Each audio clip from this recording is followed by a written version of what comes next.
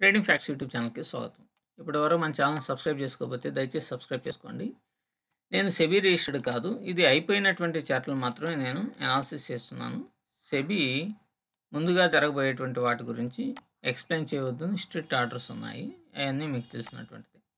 So, అయిపోయిన చార్ట్స్‌ని మనం analysis చేయటం అంత కరెక్ట్ కాదు. బట్ ఏందంటే ఒక ఎడ్యుకేషనల్ పర్పస్‌గా ఒక అవగాహన అనేటువంటిది ట్రేడర్స్‌కి వస్తది అనేటువంటి ఉద్దేశంతోని నేను ఈ వీడియో చేయడం అనేటువంటిది జరుగుతుందనమాట.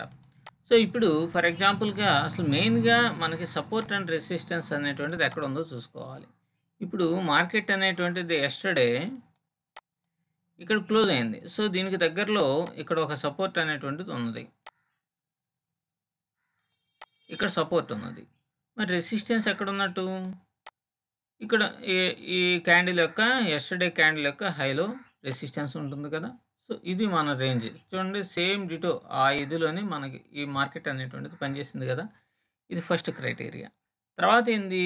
ఆల్‌మోస్ట్ ఆల్‌గా మార్కెట్ అనేటువంటిది ఎంత బులిష్ క్యాండిల్స్ వేసినప్పటికీ కూడా నెగెటివ్‌గానే మార్కెట్ కదలాడుతా ఉంది. కాబట్టి మనం ఇప్పుడు 5 మినిట్స్ టైమ్ ఫ్రేమ్‌లోకెళ్ళేసి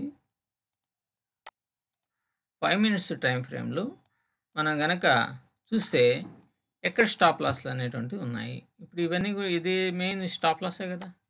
ఇది ఒక స్టాప్ లాసు. ఇవన్నీ స్టాప్ లాస్‌లే. సో, ఎక్కువ స్టాప్ లాస్‌లు దూరంగా ఇక్కడ ఉన్నాయి కాబట్టి ఫస్ట్ దాని టార్గెట్ ఏమవుతుందంటే ఇదవుతది. టార్గెట్ ఇదవుతది. ఇది మార్కెట్ యొక్క టార్గెట్. ఇది తర్వాత ప్లాన్ చేసుకుంటారు. అప్ సైడ్ వెళ్ళేటప్పుడు ఇక్కడి స్టాప్ లాస్‌లు అనేటువంటివి ఇక్కడ స్టాప్ లాస్‌లు ఇక్కడ ఉన్నటువంటి ఇక్కడిది అయిపోయింది. ఇక్కడ ఉంది కదా! ఇక్కడ ఉన్నటువంటి స్టాప్ లాస్‌లు. ఇక్కడ ఉన్నటువంటి స్టాప్ లాస్‌లు. ఇవన్నీ కూడా తర్వాత ప్లానింగ్ అనేటువంటిది ఉంటుంది. అంటే దాదాపుగా రేపటి గురించి మనం చెప్పకూడదు. సో, ఇక ఇక్కడ మనం చూద్దాం. స్టాప్ లాస్‌లు ఎక్కడున్నాయి?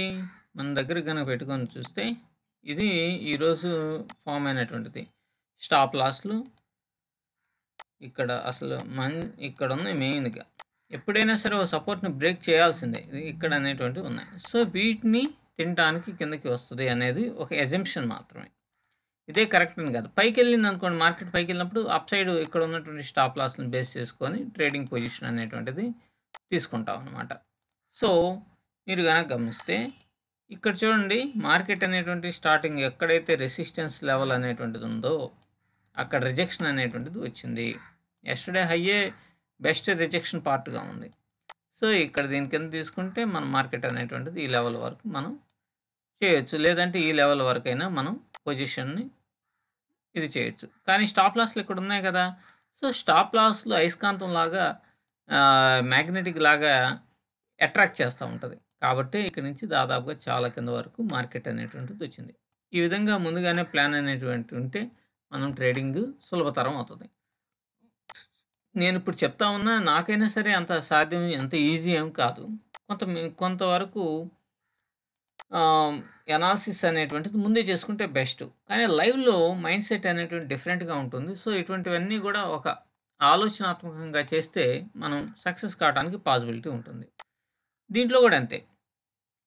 ఇక్కడ చూడండి స్టాప్ లాస్‌లు ఇక్కడున్నాయి. సో, మార్కెట్ చూడండి ఈరోజు ఇక్కడికొచ్చేసింది. బిగ్గెస్ట్ స్టాప్ లాస్‌లు ఇక్కడే గదా ఉన్నది స్టాప్ లాస్ అనేటువంటిది. సో, స్టాప్ లాస్ హంటింగే చార్ట్ యొక్క అనాలిసిస్ అనమాట. సో, స్టాప్ లాస్‌ని మనం గనక క్యాచ్ చేయగలిగితే, మనం మార్కెట్‌లో సక్సెస్ అనేటువంటిది కావడానికి పాసిబిలిటీ ఉంటుంది. ఇది ఒక్కసారిగా వచ్చేది గాదు. చాలా రోజుల పాటు మార్కెట్‌ని అబ్జర్వేషన్ చేయటం, చార్ట్‌లని అనాలిసిస్ చేయటం ద్వారా మనకి అవగాహన అనేటువంటిది వస్తుంది. సో, ఈ వీడియో నచ్చిందని అనుకుంటున్నాను. మీకు గనక నచ్చితే లైక్ చేయండి, షేర్ చేయండి మరియు సబ్స్క్రైబ్ చేసుకోండి. Thank you very much.